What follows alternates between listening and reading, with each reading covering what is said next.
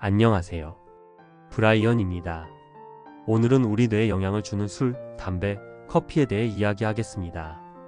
약물이라는 단어는 흔히 규제되는 마약류를 떠올리게 하지만 뇌에 영향을 미쳐 기분이나 의욕에 변화를 주는 모든 물질을 약물이라고 설명합니다. 각성제나 헤로인 같은 물질뿐만 아니라 우리가 일상에서 흔히 접하는 알코올, 카페인, 니코틴 역시 엄연한 약물이라는 것이죠. 사실 전 세계적으로 봤을 때 앞혈류나 코카인, 대마초보다 더 심각한 문제를 일으키는 약물은 바로 이 빅3라고 불리는 알코올, 카페인, 니코틴이라고 합니다. 합법과 불법의 구분은 의학적 기준과는 무관하며 문화적, 역사적 배경에 따라 달라지는 현실이 존재합니다. 카페인은 우리에게 익숙한 커피와 차의 주성분입니다. 알코올이 인간의 본능을 증진시키는 경향이 있다면 카페인은 오히려 수면을 방해하고 식욕을 억제하는 등 본능에 역행하는 어폭의 약물입니다. 원래 아프리카에서 유래한 커피는 이슬람권을 거쳐 17세기경 유럽에 도입되며 역사에 큰 변화를 가져왔습니다. 당시 유럽은 깨끗한 물이 부족해 아이들까지 낮에 술을 마시곤 했지만 커피의 등장은 안전한 대체 음료이자 사람들을 번뜩이게 만드는 물질이었습니다. 런던의 커피하우스와 파리의 카페는 산업혁명, 과학기술 발전, 학술 연구, 그리고 증권 및 은행 시스템의 발상지가 되었으며 프랑스 혁명과 같은 정치적 논의의 장으로도 활용되어 근대 사회의 토대를 만드는 데 중요한 역할을 했습니다. 뉴턴의 과학 이론도 카페에서 시작되었을 정도입니다. 카페는 오늘날에도 제3의 공간으로서 사람들을 연결하고 도시를 활성화하는 데 기여하고 있습니다. 하지만 카페인은 분명한 의존성 약물입니다. 아침 첫 커피가 유난히 맛있게 느껴지는 것은 잠자는 동안 카페인을 섭취하지 않아 금단 현상이 나타났다가 회복되기 때문입니다.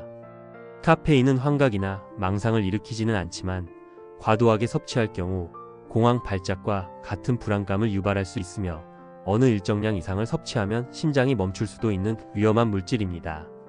건강한 성인의 경우 하루 순수 카페인 500mg 이상 섭취하지 않는 것이 권장되지만 이는 개인차가 큽니다. 일반적인 커피 한 잔에 약 150mg의 카페인이 들어있다고 할 때 하루 5잔 이상은 주의해야 합니다. 카페인의 각성작용은 피로 물질인 아데노신을 뇌가 느끼지 못하게 차단하는 방식이어서 카페인이 끊기면 쌓여있던 피로 물질이 한꺼번에 몰려와 극심한 피로감과 두통을 유발합니다. 이는 마치 에너지의 당겨쓰기와 같아서 높은 이자가 붙는 셈이며 지속 가능한 생산성을 위해서는 오히려 적절한 휴식과 카페인 없는 날을 만드는 것이 중요합니다. 특히 최근에는 에너지 드링크나 카페인 알약처럼 고농축된 형태로 카페인을 섭취하는 경우가 늘고 있어 심장마비 등 치명적인 과다 복용 위험이 커지고 있습니다. 니코틴은 담배의 주성분으로 인체에 매우 강력한 영향을 미치는 약물입니다. 니코틴은 섭취 방식에 따라 어퍼계와 다운어계 효과를 모두 낼 수 있는 신비로운 물질입니다. 혈압과 심박수를 높이고 혈관을 수축시키는 어퍼계 작용이 기본이지만 혈중 농도를 높이면 긴장 완화 효과도 있다고 알려져 있습니다. 담배는 콜럼버스가 아메리카 대륙을 발견하기 이전부터 북미와 남미에서 가장 중요한 기호품이자 의약품, 종교 의식에 사용되는 신성한 물질이었습니다. 흡연은 타르 등으로 인해 기관지염을 유발하며 니코틴 자체는 혈압 상승과 혈관 수축을 통해 심혈관 질환 및 충치와 같은 구강 문제를 일으킬 수 있습니다. 그러나 니코틴의 가장 큰 문제는 압도적으로 강한 의존성에 있습니다. 100명이 경험했을 때 의존증으로 이어지는 비율을 보면 알코올은 14%, 코카인은 15%, 대마는 9% 정도인 반면 담배는 무려 30%에 달합니다. 콜럼버스가 담배를 유럽으로 가져온 지 100여 년 만에 전 세계로 퍼져나갔을 정도로 그 전파 속도가 빨랐던 것도 이러한 강력한 의존성 때문입니다. 그동안 많은 통치자가 담배의 폐해를 인지하고 금지하려 했으나 번번이 실패했습니다. 심지어 오스만 제국 황제는 흡연자를 처형하기까지 했지만 결국 금지에 실패하고 오히려 담배세를 통해 막대한 세수를 확보하면서 정부 자체가 담배 의존 상태에 빠지기도 했습니다. 건강 피해가 명확해져도 정부가 담배 규제를 풀기 어려운 이유 중 하나입니다. 현대 사회에서 흡연은 점차 설 자리를 잃어가고 있으며 금연은 중요한 공중보건 목표가 되었습니다. 흡연자들을 무조건 배제하기보다는 타인에게 피해를 주지 않는 선에서 흡연자들의 기호가 부정되지 않도록 배려하는 공간이나 방법을 모색하는 것도 필요합니다. 관련형 전자담배는 타르의 해로움을 줄이는 데는 성공했지만 니코틴의 해로움은 여전하므로 주의가 필요합니다. 알코올은 인류의 역사와 문화 발전에 지대한 영향을 미쳤습니다. 우리 조상 영장류가 알코올을 대사할 수 있게 되면서 발효된 과일을 섭취할 수 있었고, 이는 두 발로 걷고 뇌 용량이 증가하는 데 기여했을 가능성이 있습니다. 농경 사회로 접어들면서 감염병 문제가 대두되었을 때 알코올은 안전한 수분 공급원이 되었으며, 함께 술을 마시는 행위는 공동체의 결속을 강화하고 건배와 같은 의식의 기원이 되어 마을을 지키고 단결하는 데 중요한 역할을 했습니다. 삼국지 등에서도 술잔을 주고받으며 의기를 다지는 장면은 인간과 술의 깊은 관계를 보여줍니다. 하지만 과학기술의 발전, 특히 증류 기술의 발달로 고농도의 알코올이 생산 가능해지면서 그 위험성이 더욱 커졌습니다. 알코올 도수가 높으면서도 마시기 쉽고 가격이 저렴한 스트롱 계열 주류는 심각한 사회적 문제를 야기하고 있습니다.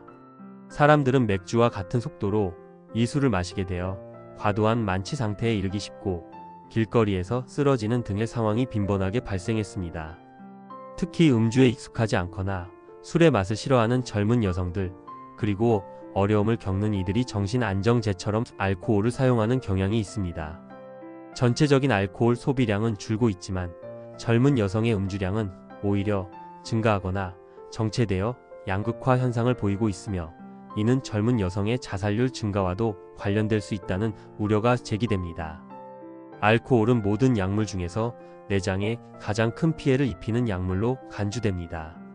간, 췌장, 위, 식도 등 다양한 장기에 영향을 미치며 특히 뇌에 미치는 영향이 가장 심각합니다. 많은 약물 의존증 환자의 MRI를 보면 알코올로 인한 뇌 손상이 가장 두드러지게 나타납니다. 현재 WHO는 소량의 알코올이라도 해로울 수 있다고 인식하고 있습니다. 따라서 매일 마시지 않더라도 포금하거나 음주하지 않는 날을 만들고 식사를 제대로 하는 등 음주 습관을 조절하는 노력이 필요합니다. WHO 보고서에 따르면 2016년 알코올의 유해한 사용으로 인해 많은 사람이 사망했으며, 이는 의존증에 미치지 못하는 수준의 음주까지 포함합니다. 즉, 매일 마시지 않더라도 한 번의 포금으로 인한 급성 알코올 중독, 음주운전으로 인한 교통사고, 술에 취해 시비를 걸어 폭력을 행사하는 등의 모든 상황을 포함합니다. 알코올은 모든 약물 중에서도 타인에 대한 폭력이나 민폐 행위와 압도적으로 가장 많이 연관됩니다. 다른 약물들이 오히려 사람을 방에 틀어박히게 하는 경향이 있는 반면, 알코올은 사람을 외롭게 만들거나 타인과 만나고 싶게 만드는 작용이 있어 과도할 경우 대인 폭력으로 이어질 수 있습니다. 또한 가정폭력이나 아동학대 문제의 배경에는 가해자의 알코올 문제가 반드시 드러나는 경우가 많습니다. 일본의 정신과 의사이자 약물 의존 연구의 전문가이신 마츠모토 토시히코 교수는 이 세상에 나쁜 약물은 없고 나쁜 사용법만 있다고 강조합니다. 즉, 약물 그 자체보다는 사람들이 약물을 부적절하게 사용하는 배경과 그들이 겪는 고통에 주목해야 한다는 것입니다. 약물 의존증을 겪는 사람들은 학대, 따돌림, 정신질환, 발달장애, 지적장애 등 다양한 어려움을 겪고 있는 경우가 많습니다. 특히 청소년 약물 의존증의 70% 이상이 시판 약물에 의한 것이며, 이 중 10대 여성이 많은 것이 현실입니다. 이러한 문제의 배경에는 시판 약물 판매를 장려해온 국가 정책과 제약사, 드럭스토어, 체인 간의 밀접한 관계도 존재합니다.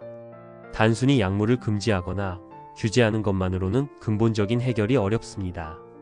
오히려 규제는 또 다른 형태의 약물 남용을 낳을 수 있습니다. 중요한 것은 고통받는 사람들을 지원하고 그들이 공동체 속에서 안전하게 어울릴 수 있는 방법을 모색하는 것입니다. 누군가가 술이나 담배를 과하게 사용한다면 그것을 개인의 나태함으로 치부하기보다는 그 이면에 숨겨진 어려움을 이해하려는 따뜻한 시선이 필요합니다.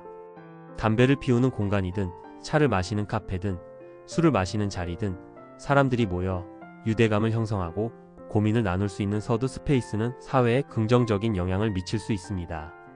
우리가 매일 접하는 술, 커피, 담배는 단순한 기호품을 넘어 우리의 뇌와 정신에 영향을 미치는 강력한 약물입니다.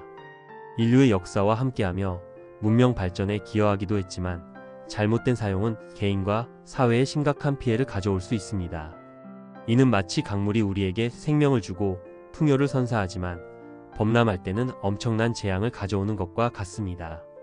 중요한 것은 강물을 완전히 막는 것이 아니라 강물의 흐름을 이해하고 안전하게 관리하며 강변에 사는 사람들의 삶을 돌보는 것입니다. 약물과의 관계도 마찬가지입니다.